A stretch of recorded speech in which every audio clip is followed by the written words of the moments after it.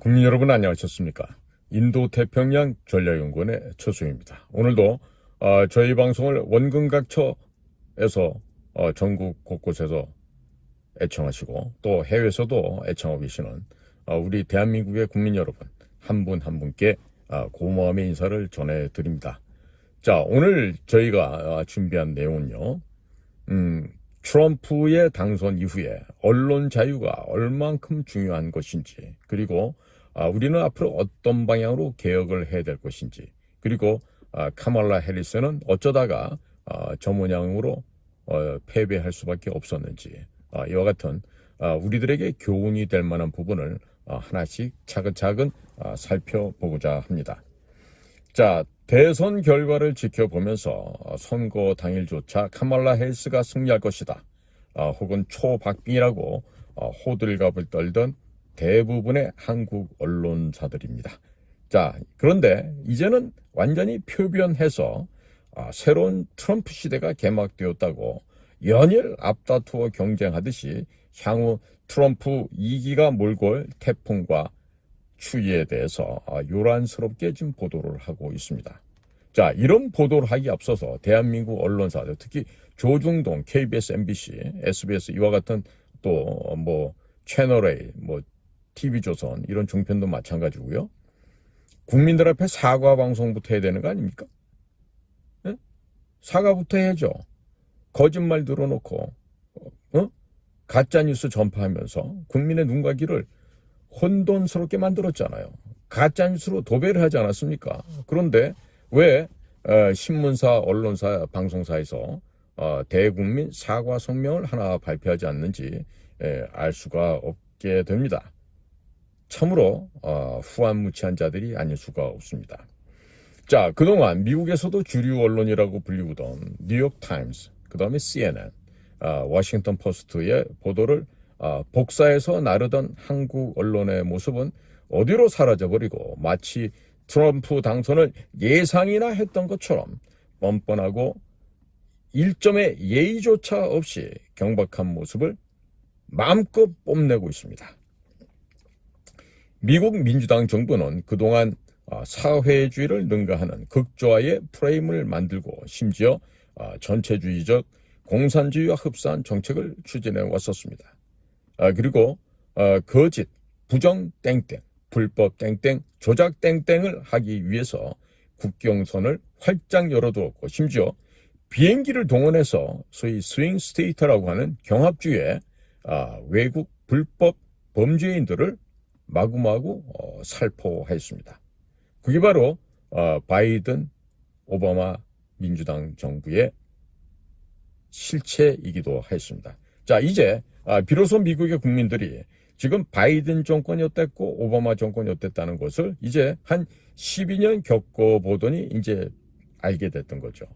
그렇게 해서 각성된 미국의 시민들, 즉 자유우파 시민들이 정신을 차렸는데 이제 결과를 각 카운티별로 보더라도 자유우파 시민만이 아니에요.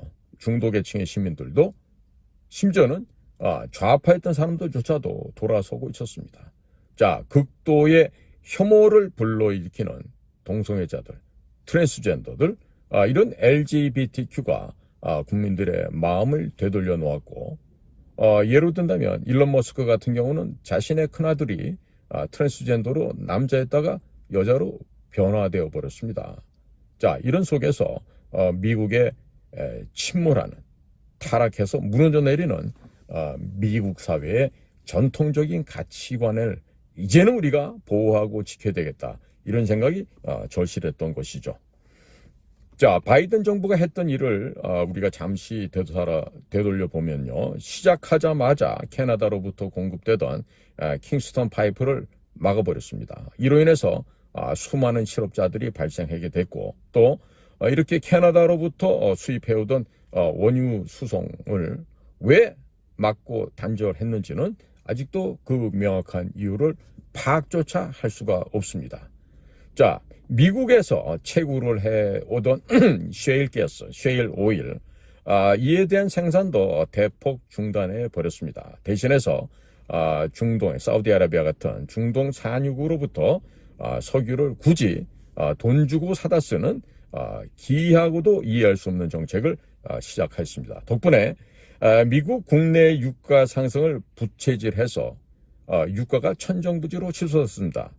보통 원 갤런당 갤런은 1갤런이 한 3.8리터 정도 됩니다. 근데 이 원 갤런당 1갤런당 한 2불 20센트 2불 비싸야 50센트 하는 그런 가솔린 가격이 캘리포니아 같은 경우는 뭐 7불 50센트 뭐 뉴욕 뉴저지 이런 데서는 뭐 6불 5불 이런 식으로 치솟았죠. 덕분에 이러한 석유값 인상으로 인해서 대한민국도 정말 생각하지도 못한 과도한 지출을 그동안 해왔었습니다. 자, 이렇게 미국 국내의 유가 상승을 부추겼을 뿐만 아니라 해외 국제시장에서 유가도 이런 미국 민주당 정권의 기괴한 행동으로 인해서 인상될 수밖에 없었고, 또 그로 인해서 석유를 수입해다 쓰는 국가에서는 추가적인 부담을 천문학적인 숫자로 부담을 해야만 했었습니다. 자, 주유소마다 유가는 하늘 높은 줄 모르고 치솟았습니다. 이러고 인플레이션으로 인한 국민들의 삶은 날이 갈수록 야위어지고 악화되어 갈 수밖에 없었습니다. 그렇습니다. 바로 문제는 경제였습니다. 그런데 미국 조 바이든 민주당은, 카말라 해리스의 민주당은 경제를 무시한 채 성소수자 문제 등에 천착하면서 기독교 복음주의에 입각해서 건국했던 미국의 프론티어 정신, 청교도 정신을 망각해버렸습니다. 오히려 건국 정신을 무시한 채 극좌로 치닫고 있었습니다. 자, 극좌로 흘러버린 미국 민주당 정권은 국경을 개방하고 이로 인한 범죄율이 급등했고, 또 신분 확인도 없이 민주당 선거에 동원하기 위해서 이와 같은 획책을 해왔는데, 그들의 계략은 결국 실패로 막을 내렸습니다. 이와 동시에 민주당의 실패일 뿐만 아니라 승자는 트럼프였지만 패자는 누구였죠? 또 그렇습니다. 바로 주류 언론이라고 불리는 가짜 언론사였습니다. 미국의 민주당 정권은 환경운동과 탈원전의 이념에 치우친 정책을 펼쳐왔습니다. 우리나라에도 문재인 때 한참 이런 정말 구역질하는 짓거리를 해왔었습니다. 자, 그러면서 자연스럽게 국민들로부터 외면을 받게 된 것입니다. 납세자인 미국 국민들에게는 감히 생각하지도 못할 엄청난 복지 혜택을 국경을 불법으로 넘은 범죄자들에게 마구마구 살포하는 등 거의 야만의 수준을 넘어서는 극단적이고도 편협적인 정책을 바로 오늘까지 펼쳐오고 있습니다. 현재도 진행 중입니다. 미국 국민들은 전응아들이 아니었음을 이번 선거를 통해서 확실하게 증명했습니다. 그리고 자유가 얼마나 소중한지, 민주주의가 얼마나 고귀한 가치인지를 미국 국민들은 직접 선거를 통해서 증명했습니다. 각성된 미국 시민들의 모습이 어떠한지를 이번 도널드 트럼프의 선거 대승을 통해서 다시 한번 재확인할 수 있었습니다. 자, 그러면 이번에 이와 같은 환경 속에서 카말라 해리스는 애시당초 본인 스스로가 역대 미국 부통령들 가운데서 가장 낮은 지지율과 가장 극혐의 저조한 국민들로부터 무시를 받았던 카말라 해리스였는데, 갑자기 거짓으로 공천을 받지도 않은 상태에서 그냥 추대가 돼버렸죠. 그것은 다분히 그동안 미국 민주당 선거본부에서 모아두었던 선거 자금을 유용 남용하기 위한 고육책이었다, 이렇게 평가가 되고 있어요. 자, 그러니까 굳이 카말라 개인의 깜냥을 생각해보지 않더라도 민주당이 질 수밖에 없었죠. 더더군다나 카말라 해리스는 텔레프롬프터가 없으면 사람들과 대화가 안 됩니다. 연설도 안 됩니다. 진짜 머리에 뭐가 들었는지 모르겠어요. 그가 예전에 학생 때 말했듯이 IQ가 78인지 아니면 전혀 공부가 안 돼 있는지, 만약에 공부가 되어 있다라면 아버지보다 나이 많은 남자와 동거하는데 공부가 잘 되어 있었는지, 좌우지간에 정상이 아니었던 여인이면 틀림이 없었던 것으로 늦게나마 확인이 되었습니다. 자, 그래서 도널드 트럼프가 2016년, 지금부터 8년 전보다 더욱 강해졌다라고 말씀드리기보다는 국민들이 올바르게 각성하고 스스로 변화했기 때문에 근본 선거에서 도널드 트럼프가 승리할 수 있었다. 이렇게 볼 수 있죠. 그리고 특이한 점, 카말라 해리스가 승리한 주가 있어요. 근데 그 승리한 주에 공통점이 있습니다.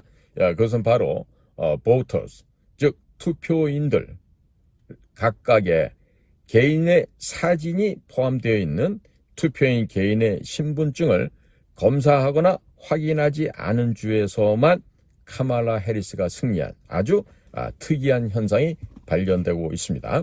예를 들면 태평양 쪽에 밑에서부터 캘리포니아, 오레곤, 워싱턴주, 그리고 중부에 와서 뉴멕시코, 콜로라도주, 그 다음에 중부 위쪽에 가서 일리노이, 미네소타주, 그 다음에 동부로 와서 메인, 뉴햄프셔, 커네티컷, 뉴욕, 뉴저지, 델라웨어, 메릴랜드, 버지니아, 또 워싱턴 DC 등 미 대륙의 양단인 태평양과 대서양 연안에 있는 주들이 이런 사진이 포함된 투표자 개인의 신분증을 확인조차도 하지 않고 투표를 진행했던 것입니다.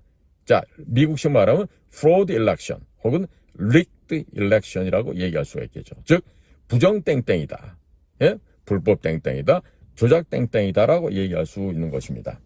자, 그러면 4년 전에 8천만 표, 8,100만 표 이상을 받았던 조 바이든 지지자들이 도대체 모두 전부 다 해외여행 갔습니까? 어디 간 거예요, 도대체가? 자, 트럼프는 4년 전에 7,300만 87만 2,708표를 받았습니다. 그런데 이번에는요, 7,283만 7,414표를 받았어요.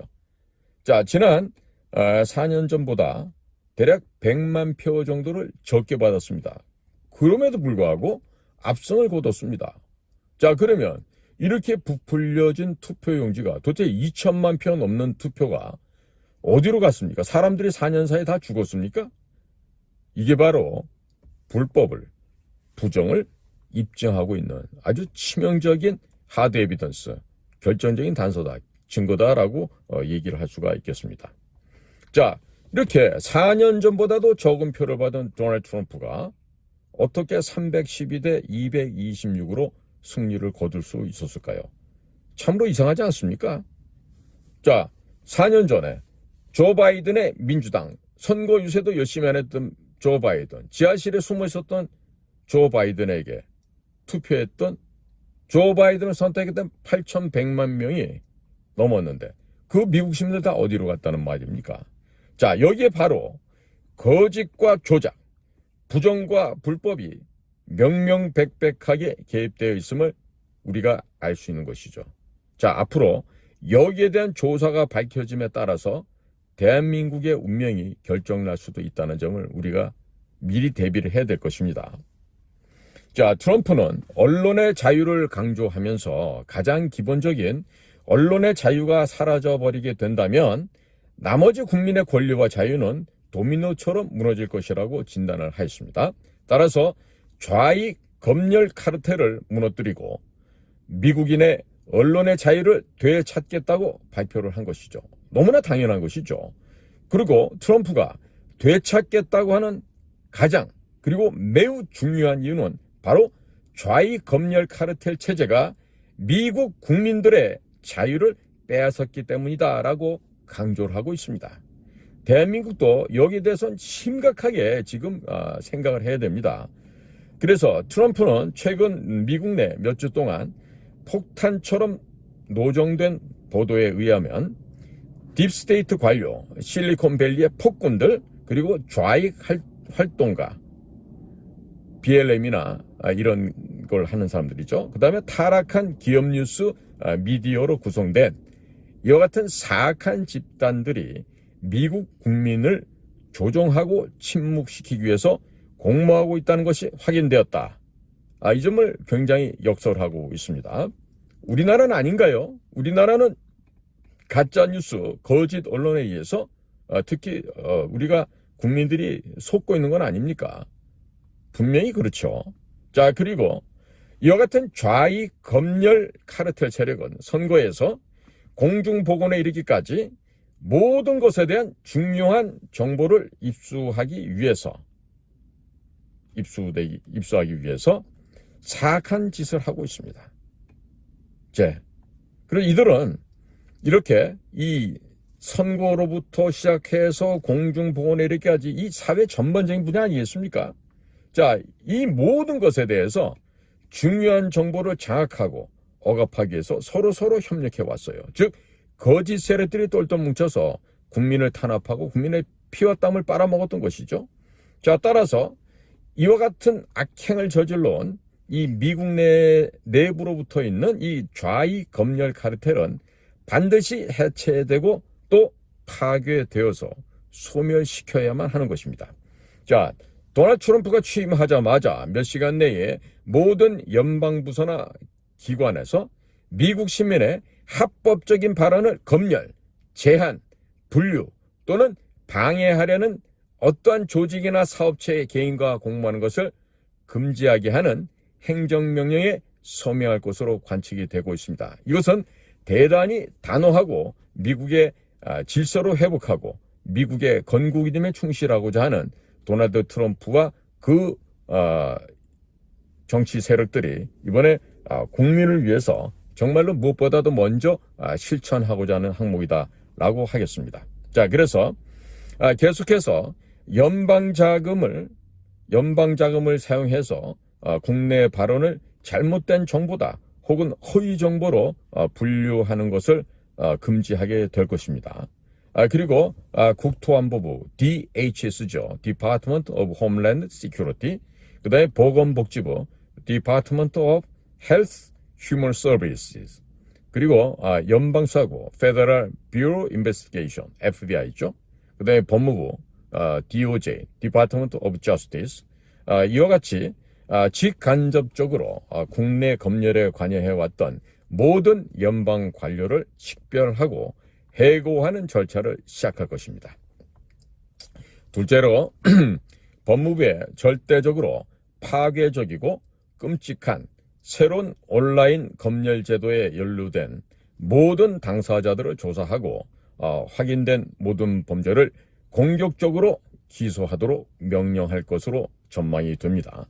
여기에는 연방시민권법, 선거자금법, 연방선거법, 증권법, 그리고 반독점법, 그리고 해치법, 기타 잠재적인 형사, 민사 규제 및 헌법 위반 모두가 총망라되어 포함될 것입니다. 이러한 노력을 지원하기 위해서 트럼프는 하원 공화당원들에게 즉시 보존 서한을 보내어 검열 증거를 파기하지 말라고 명령을 촉구할 것입니다. 무엇보다도 중요한 점은 지금 당장 이것을 해야 한다는 점이죠.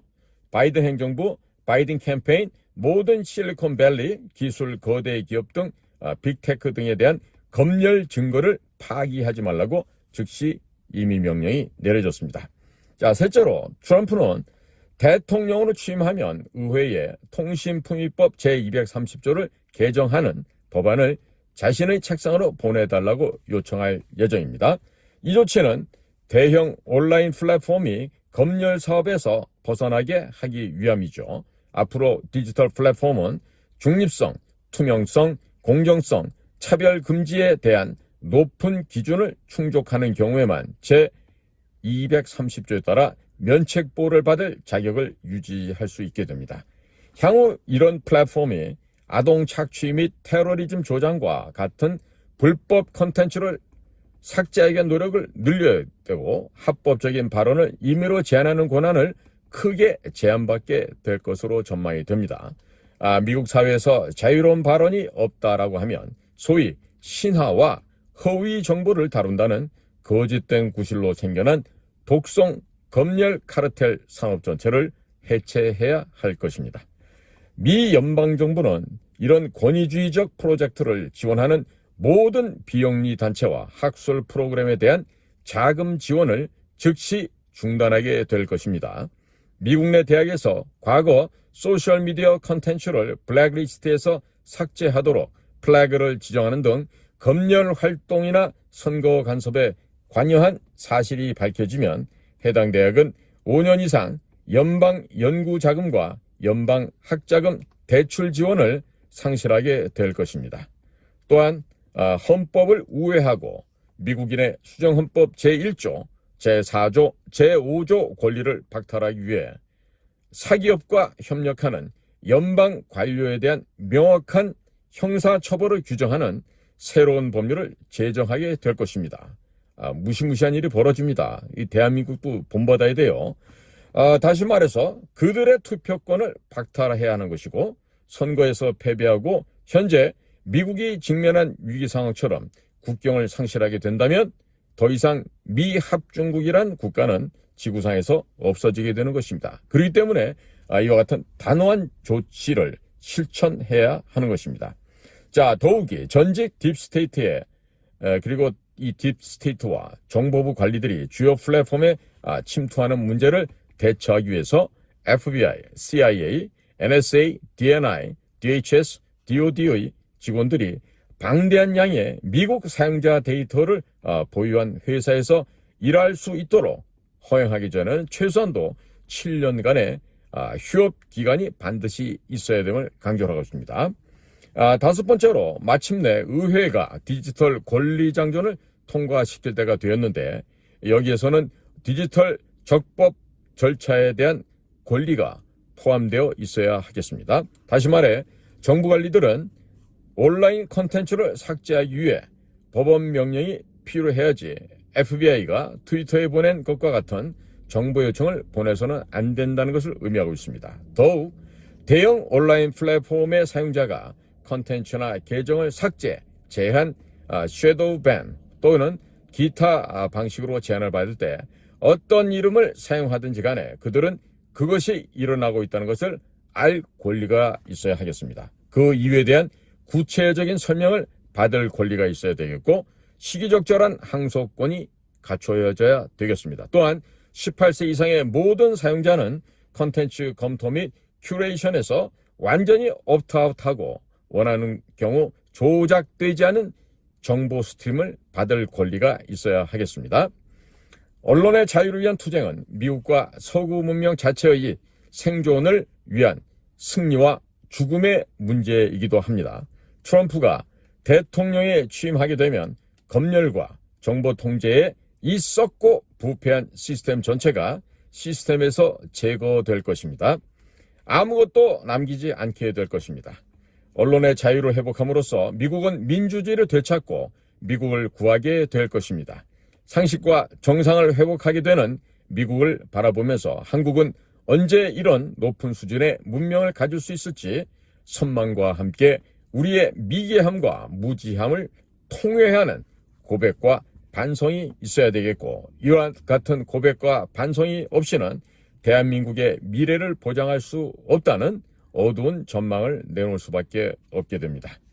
근본 미국 대통령 선거 동향을 보도해온 대한민국 언론 수준은 그야말로 낙제점임을 만천하에 입증해 주었습니다. 일점의 반성과 회개 없는 한국 언론의 후한무치에 그저 놀랄 뿐이고, 한국의 진정한 언론의 가치는, 한국의 진정한 언론의 자유는 거짓 보도와 가짜를 진짜처럼 보도하는 양심부터 청소되어야 함을 강조해야 하겠습니다. 도널드 트럼프는 가짜 언론을 이겨냈습니다. 그리고 승리했습니다. 그리고 미국의 47대 대통령이 되었습니다.